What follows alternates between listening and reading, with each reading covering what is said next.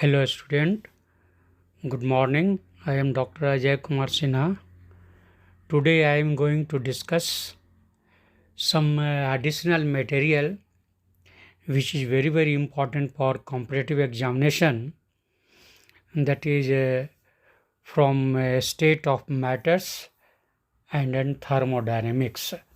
Some these topics are very important, which was not mentioned in the syllabus, but question is asked. Then now I am discussing states of matter. Under the state of matter, kinetic energy and molecular speeds I am going to discuss in somewhat details. Kinetic energy and molecular speeds. Molecules of gases remain in continuous motion. While moving, they collide with each other and with the walls of the container. This results in change of their speed and redistribution of energy.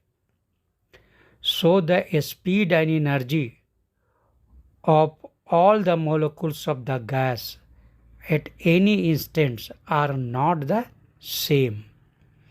Thus, we can obtain only average value of speed of molecules.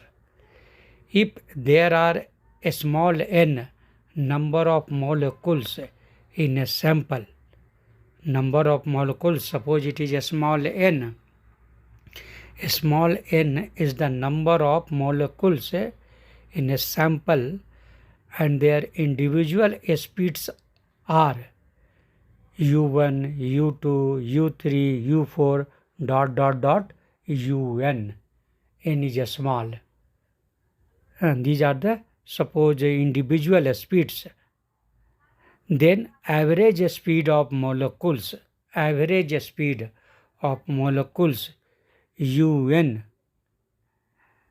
u average, you can write u average. Okay, then average speed of the molecules can be calculated as follows. Means u average, u ab means average, u average, that is equal to u1 plus u2 plus u3 plus u4 up to un divided by n. This is the, you can say, one formula to derive the average speed. Question is asked which you can solve by using this formula. Maxwell and Boltzmann have shown that actual distribution of molecular speeds depends on temperature and molecular mass of a gas. Maxwell derived a formula for calculating the number of molecules possessing a particular speed. In diagram, you can see, I will send the diagram. Okay, diagram shows a schematic plot of number of molecules versus molecular speed. Number of molecules versus molecular speed you will see in the plot at two different temperature, T1 and T2. T2 is higher than T1. I will send the diagram. Okay, the distribution of speeds shown in the plot is called the Maxwell-Boltzmann distribution of speeds. The graph shows, the plot shows that number of molecules possessing very high and very low speed is very small. This is the first important point of the plot. Possessing very high and very low speed is very small. And number means number of molecules possessing very high and very low speed is very small. The maximum in the curve represent a speed. The maximum in the curve represent a speed possessed by maximum number of molecules. Just in diagram you will see the maximum in the curve represents a speed possessing by maximum number of molecules, means maximum number of molecules, what speed they have, then that you can understand by the top, okay, maximum. The maximum in the curve represents a speed possessed by maximum number of molecules. This speed is called most probable speed. Most probable speed or velocity, anything you can tell. That is the U, and most probable MP, shortcut MP, most probable. Then U, MP, U and down MP you can write, most probable velocity. This is very close to the average speed of the molecules. Most probable velocity and average velocities are somewhat close. Actually, this question is asked. Then this I told about the maximum most probable velocity. This is very close to the average speed of the molecules. On increasing the temperature, most probable speed increases. On increasing the temperature, most probable speed increases. Also, a speed distribution curve broadens at higher temperature. This is again important. You can say a sentence, or you can say these things, important conclusion also you can tell. Important things that a speed distribution curve broadens. Very important points. A speed distribution curve broadens at a higher temperature. Broadening of the curve shows that number of molecules moving at higher speed increases. Means at high temperature, number of molecules moving at higher speed increases. Means number of molecules moving at higher speed increases. Number of molecules increases.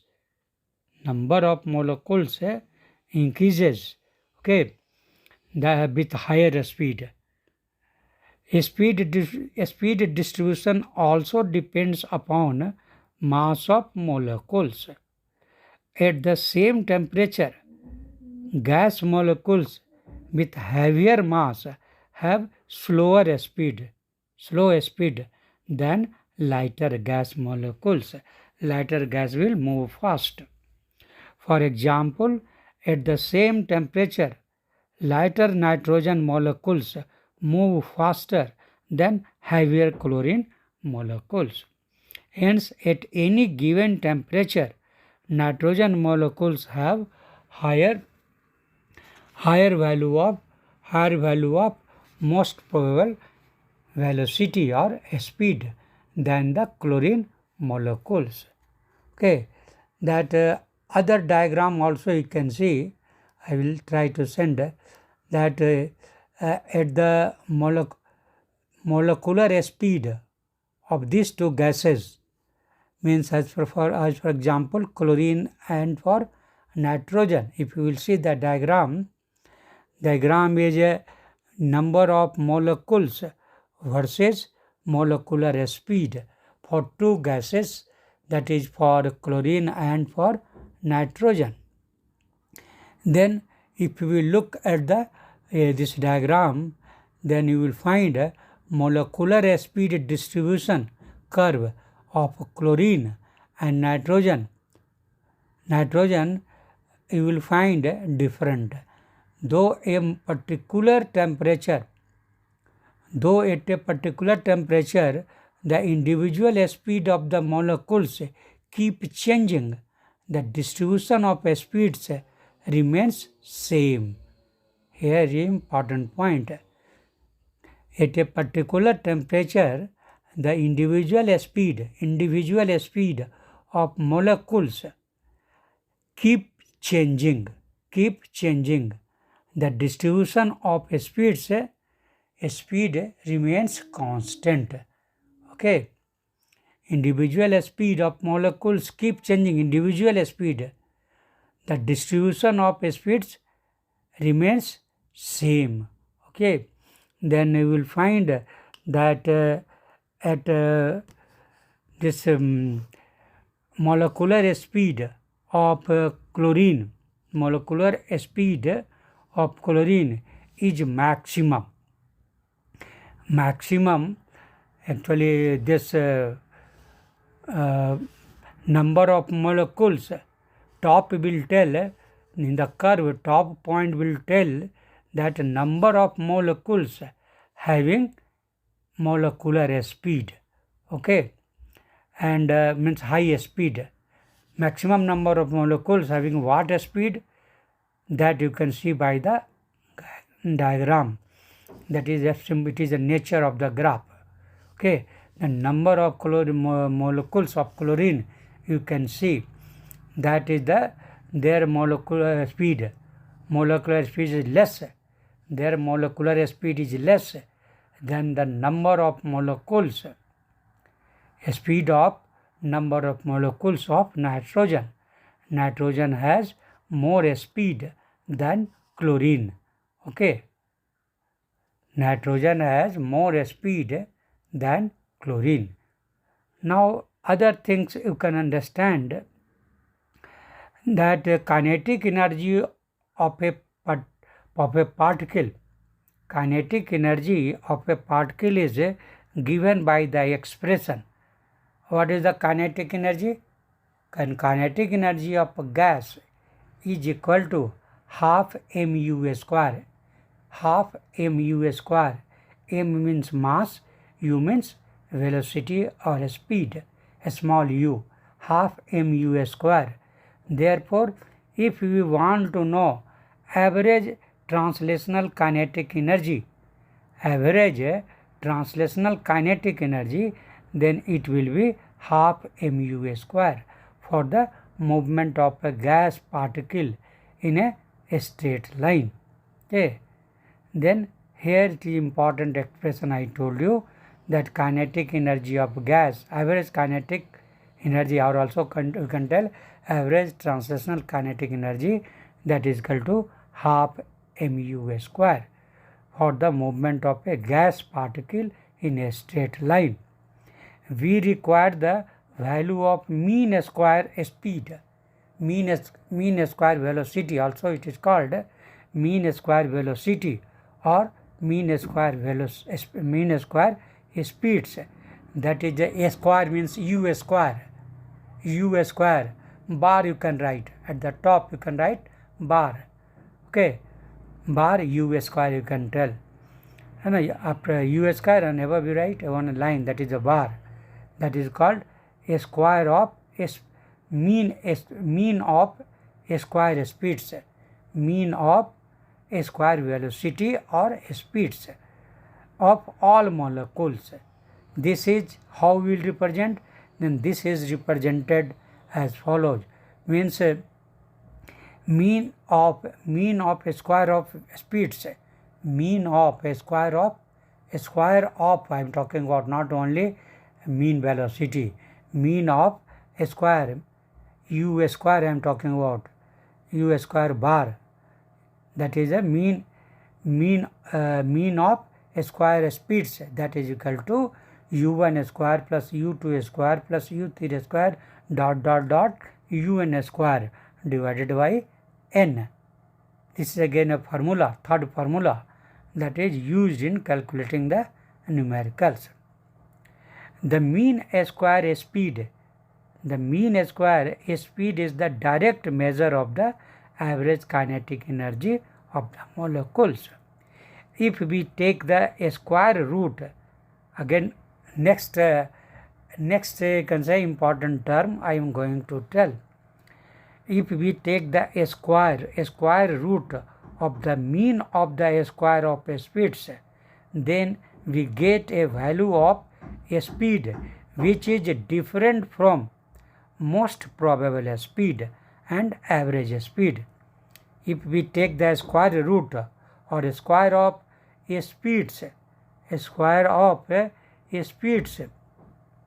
then we get a value of speed which is different from most probable speed and average speed. This speed is called square mean. This speed is called root mean square speed or velocity. This speed is called root mean square velocity. Then already square velocity you know, square velocity. Then now root means we have to put root under that. Okay. Then root mean square speed is equal to, that is URMS. What you are telling? We can tell RMS, root mean square velocity, small r, small m, small s. Then URMS, that is equal to under root u square, under root u square. Root mean square speed, root mean square means RMS, root mean square speed, average speed and the most probable speed. These three speed you can see in the diagram also. I will send the diagram, means a plot. Then root mean square speed, average speed and most probable speed have following relation. Means this what are the relation? This question is asked. Then these three means RMS, root mean square velocity or speed, second average speed and third most probable speed have relation like URMS. URMS is greater than U average and U average is greater than what? UMP means most probable velocity. Means URMS is greater than U average is greater than U most probable velocity, MP, UMP. These are important things. Again, one more important point which is also asked in examination, the ratio of these three speeds. I told that is a relation, that RMS is greater than average is greater than MP, means most probable velocity. Then one more relation is there, ratio of these three speed. The ratio between the three speed is given by, means most probable is to average, is to, you can say this RMS. Okay, these are related like this. Means most probable is to average is to RMS, that will give 1 is to 1.128. Means average is 1. First one MP is to 1.128 is to 1.224. This is the ratio of three, ratio of most probable, average and RMS has a 1 is to 1.128 and 1.224. First is 1 is to 1.128 is to 1.224. This I have told about the, you can say this kinetic theory and molecular speed, which you should know, okay, under the speed of matter. Now I am going to discuss which you should know as a additional material, additional point, additional knowledge, that is from thermodynamics. What are that things? Then enthalpy of dilution. I have discussed enthalpy of solution. But here is enthalpy of dilution. Many times a question is asked. Then you can understand this also. It is related to enthalpy of solution only, but some condition is there.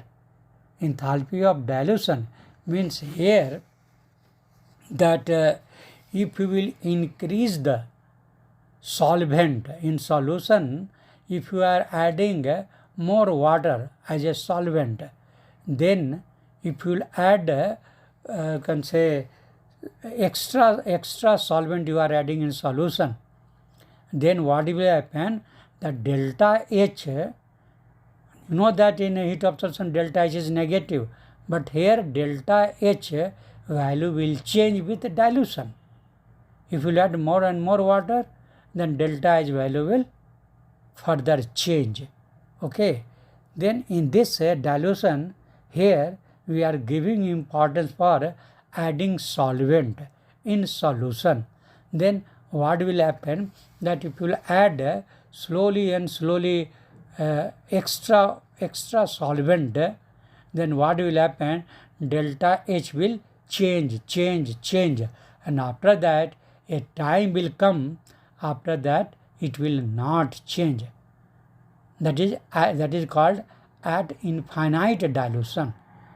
Then delta H at infinite dilution means after adding solvent, delta H value will not change. Then here we are giving importance for that things. Now you can understand in details. It is known that enthalpy of solution is the enthalpy change associated with the addition of a specified amount of solute to the specified amount of solvent at a constant temperature and pressure. Generally, heat of solution or enthalpy of solution, what you are doing? Temperature and pressure you are keeping constant first. After that, amount of solute and amount of solvent are also fixed. In a specified amount of solvent, a specified amount of solute you are adding at a fixed constant temperature and pressure. But here you can see in a enthalpy of dilution, see this will change. This argument can be applied in any solvent with slight modification. Enthalpy change for dissolving 1 mole of gaseous hydrogen chloride, HCl gas.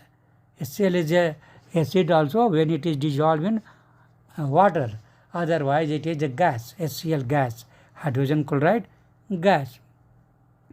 Then here we can see enthalpy change for dissolving 1 mole of gaseous hydrogen chloride in 10 mole of water can be represented by the following equation. Actually, by equation you will understand very clearly. Okay, suppose in first case 10 ml of water you have taken, in that 1 mole of HCl gas you have dissolved, and that time delta H value you have measured. Then its experimental value was found to be delta H is equal to minus 69.01 kilojoule per mole, because only 1 mole you have dissolved and volume is only 10 ml, very less, 10 ml.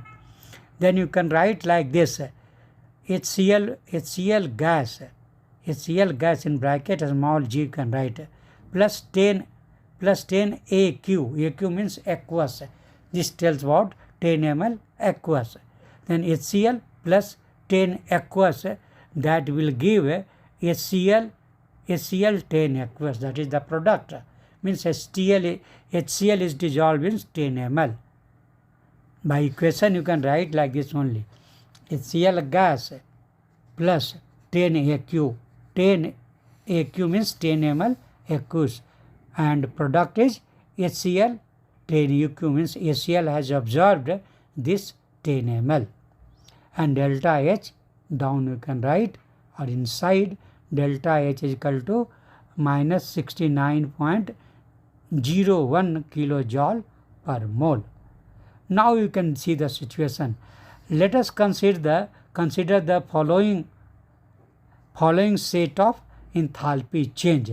Now further you can see that now this HCl gas now you have dissolved in 25 ml, means HCl plus 25 aqueous, that is equal to HCl 25. Together you can write HCl 0.25 aqueous you can write as a product, means HCl gas is dissolved in 25 ml, HCl 25 aqueous, and delta H value is minus 72.03 kilojoule per mole. In this also only 1 mole is there, but now we have dissolved in 25 ml. Then now delta H value changed from 69, minus 69, now it became minus 72.03 kilojoule. Means here it is increased. Heat change or enthalpy change increased, means more heat is coming out. Now again next situation you can see HCl gas, same gas, 1 mole of HCl gas, now we are dissolving in 40 ml water, aqueous, plus 40 aqueous. Then now we will get HCl 40, you can write HCl 40 aqueous. This time now delta H value is minus 72.79 kilojoule per mole. Again further increased, more heat it is liberating, delta H is minus, means exothermic reaction. Now again see the other condition. HCl gas, 1 mole HCl gas, now we are dissolving in infinite, means more quantity of water, infinite, more quantity of water, infinite aqueous. You can write infinite, sign of infinite you can write, aqueous. Then you will get, it means you have dissolved 1 mole HCl in infinite quantity of water. Then product, as a product you can write HCl infinite aqueous, means reaction you are writing like that, HCl gas plus infinite aqueous, product you are getting HCl infinite aqueous. And in this situation delta H again it is changing, that is the minus 74.85 kilojoule per mole, highest. After that if you will add water, there will be no change in this delta H. The value of delta H show general dependence of the, means by this these three I told you 4 you can say reaction, 4 situation I have told you. Then from that what conclusion you will draw? The value of delta H show general dependence of the enthalpy of solution on amount of solvent. As more and more solvent is used, the enthalpy of solution approaches a limiting value like minus 74. After that it is not changing, approaching a limiting value, that is the value in infinitely dilute solution. For hydrochloric acid, this value of delta H is given, I have already told you, that is a minus 74.85, minus 74.85. This is the value at infinite dilution. If we subtract the, means if you want to know difference, then you can say value was differing, then second minus 1 you can do. Total 4 reaction I told you, 10 ml, 25 ml, 40 ml and infinite. Then now you can consider change between you can say 40 ml and 25 ml. 40 ml and 25 ml. How much change was there? Then if we subtract the, you can say, equation, then what you will get means 40 minus 25, that ml, that equation you are considering. Then 25 ml water, that time minus 72.03 kilojoule per mole heat was liberating, coming out, but delta is negative. And next I told you minus 72.79 kilojoule. Then 40 minus 25, how much heat changed? If you will see that things, then you will find only due to the 15 ml change. 40 minus 25 means 15 ml. In change of 15 ml water, you got how much change? Then different you can write 72.79 minus 72.03 minus 72.79 minus 72.03 means change is of minus 0.76 minus 0.76 kilojoule per mole, only due to the change in 15 ml water. Then this means this heat who have taken? Then this heat was given by solution and taken by surrounding. Okay. Then this value this value means 0.76 kilojoule per mole of delta H enthalpy of dilution. This value is called the enthalpy of dilution. Okay. This value is called enthalpy of solution. This value, that is minus 0.76 kilojoule per mole of delta H is enthalpy of dilution. Means from 25 to 40 ml you have added, then this amount of heat changed. This is the enthalpy of dilution. It is the heat withdrawn you can say from surrounding when additional solvent is added to solution. Okay, this heat is given out.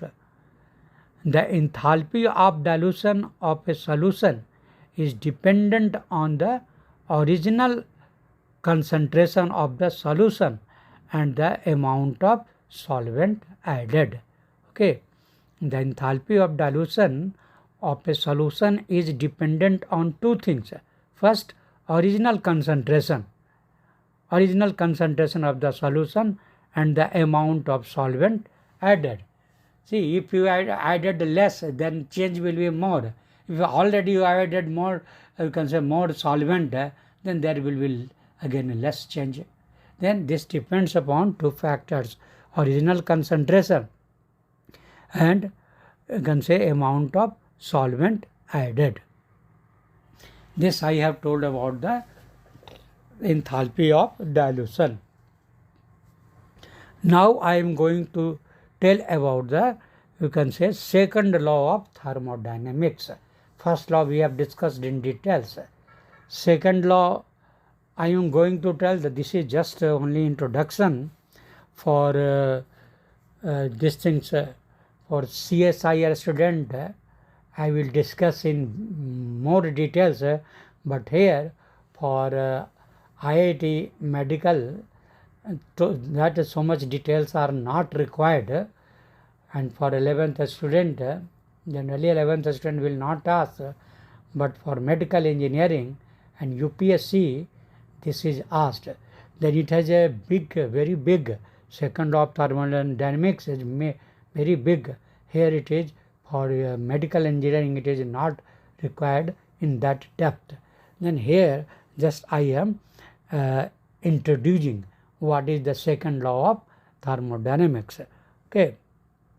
First law you are knowing, that is the conservation of energy. Already I told you. Now actually we know that for an isolated system, You know that in isolated system there will be, means neither they can take nor can give energy or matter. There will be no exchange of matter or energy in isolated system. Okay. Then we know that for an isolated system, the change in energy remains constant. Therefore, increase in entropy, already I discussed about the entropy, that is the disorder. Entropy is the measure of disorderliness. Okay. Then here I am telling about this thing for in case of isolated system. Therefore, in case of isolated system, increase in entropy in such system is the natural direction of a spontaneous change. Here you should understand that in isolated system, increase in entropy in such system is the natural direction. Nobody is doing anything, simply it is going in a disorder. Natural direction of a spontaneous change. Nobody is doing it, automatically change is going on, disorder is going on, and this is actually the second law. Okay.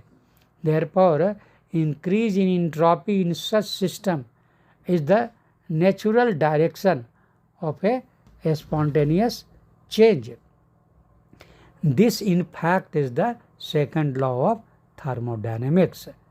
Like first law of thermodynamics, second law can also be stated in several ways. The second law of thermodynamics explains why spontaneous exothermic reactions are so common. Okay, you can understand why this second law of thermodynamics explains why spontaneous exothermic reactions are so common. Always exothermic reaction will be common. This is happening, this is explained by the second law, because it is automatically a disorder is going on, automatically. That's why in every, you can say, irreversible reaction, natural reactions, these are the spontaneous reactions, and entropy is changing, and heat will come out, delta H negative. Then this is actually this second law of thermodynamics explains why spontaneous exothermic reactions are so common. In exothermic reaction, heat released by the reaction increases the disorder. Again here important point. In exothermic reaction, heat released by the reaction increases the disorder of the surroundings. Because this heat is going to the surrounding. Then this heat, what will it do? It will affect to the surrounding. Because heat it is going to the surrounding, then surrounding will be again, it will come in disorder. It affects the surroundings. This is very, very important thing. That's why disorder is continuous. In exothermic reactions, heat released by the reaction increases the disorder of the surroundings, and overall entropy change is positive. If you will add system plus surrounding, then it will be positive, which makes the reaction spontaneous. Okay, why in nature some things will be going on by own, this is the reason. Okay, and if you will combine first law and second law, both law you can state in one law. One statement is there, in that both laws are together. Then what is that? Then energy of the inverse is constant. Energy of the inverse is constant, but entropy is tending towards maximum. This is the combined statement of first law and second law of thermodynamics. Energy of the inverse is constant. This is the first law, constancy, conservation of energy. That is the first law. Then this is actually a statement, combined statement of first law and second law. Energy of inverse is constant, but entropy tends to a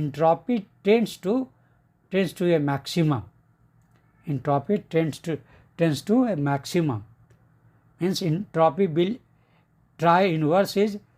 entropy of the inverse is extending.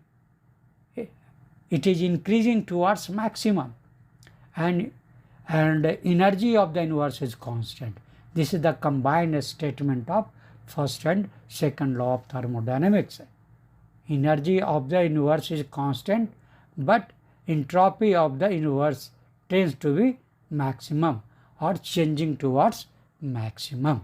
This is a very big statement, and now only on this concept many things of what in a religion is told, that will get all explanation from this statement.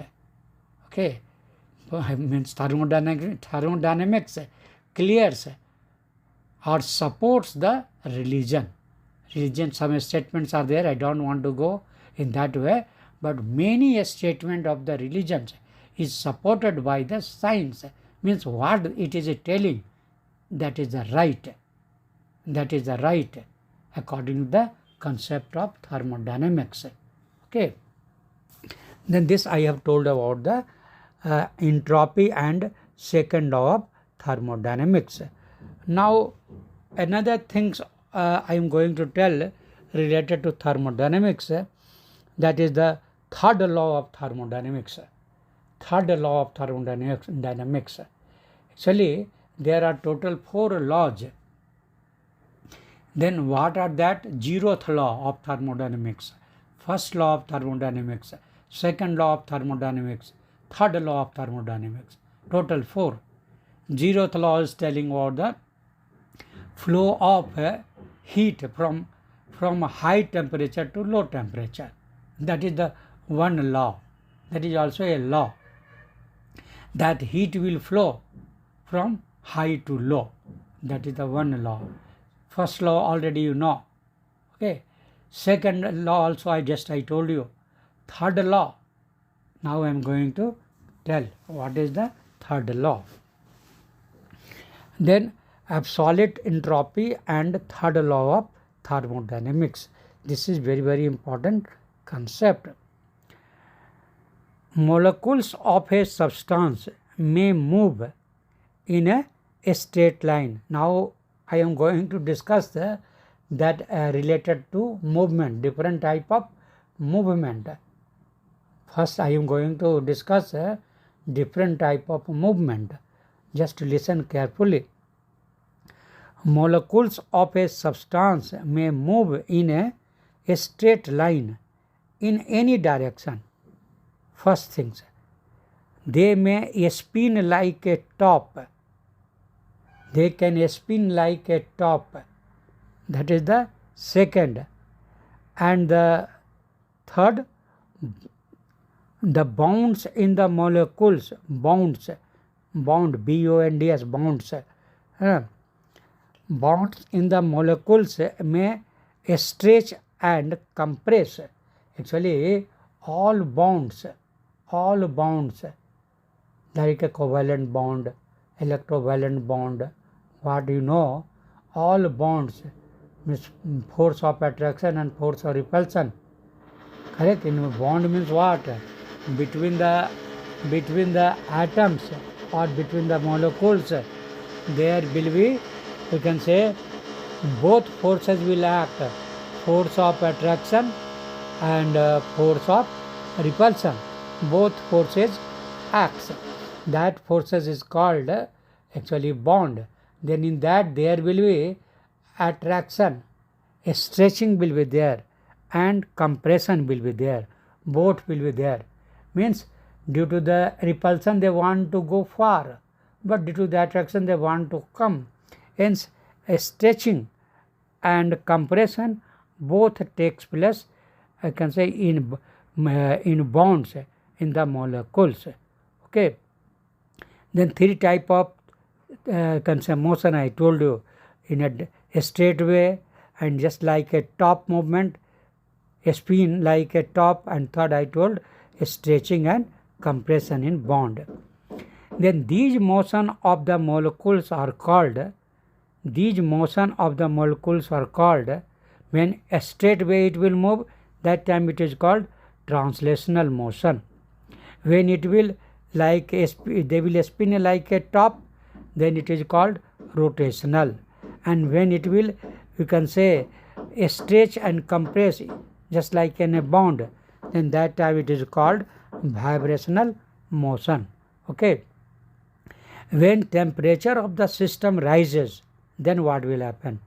When temperature of the system rises, these motions become more vigorous and energy increases, because temperature you are increasing, then obviously it will affect the motion.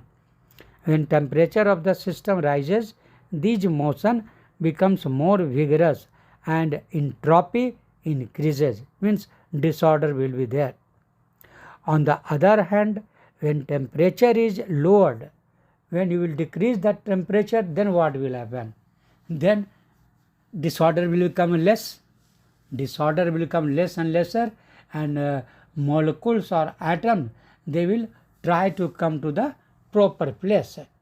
It will try to come to the proper place. Now disorder will be less and lesser, and they will try to come to the original place. Okay, means decrease in disorder. Then now third law of thermodynamics is related to this only, decrease in disorder, not increase.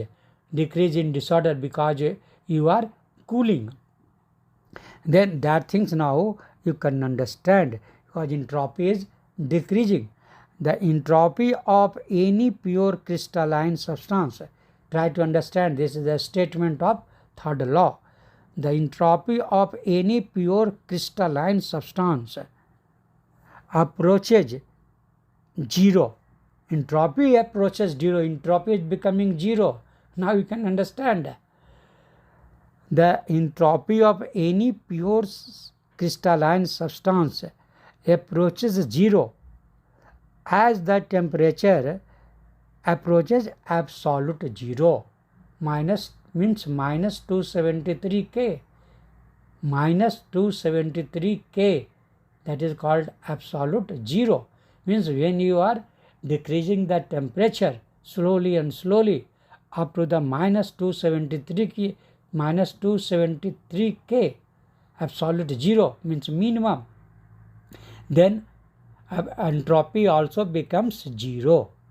Entropy of the pure crystalline substance becomes zero. Actually, this happens in case of perfectly crystalline substance. Entropy will become zero at absolute zero, means minus 273 K. Okay. The entropy of any pure crystalline substance approaches zero as the temperature approaches absolute zero. This is called third law of thermodynamics.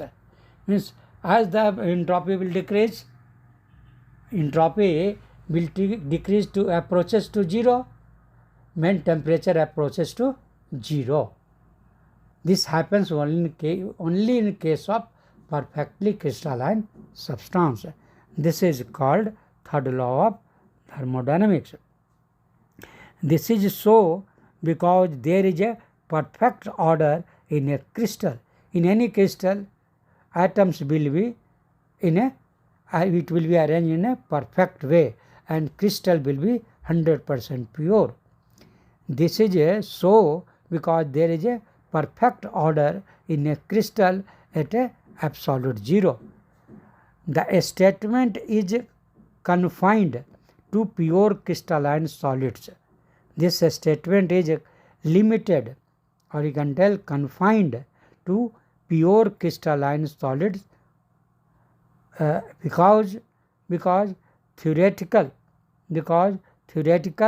arguments and practical evidences have shown that entropy of solutions and super cold liquids is not zero at 0 Kelvin. It is only for perfectly crystalline. In case of perfectly crystalline solid, pure solid, it is true, but not in the case of liquid.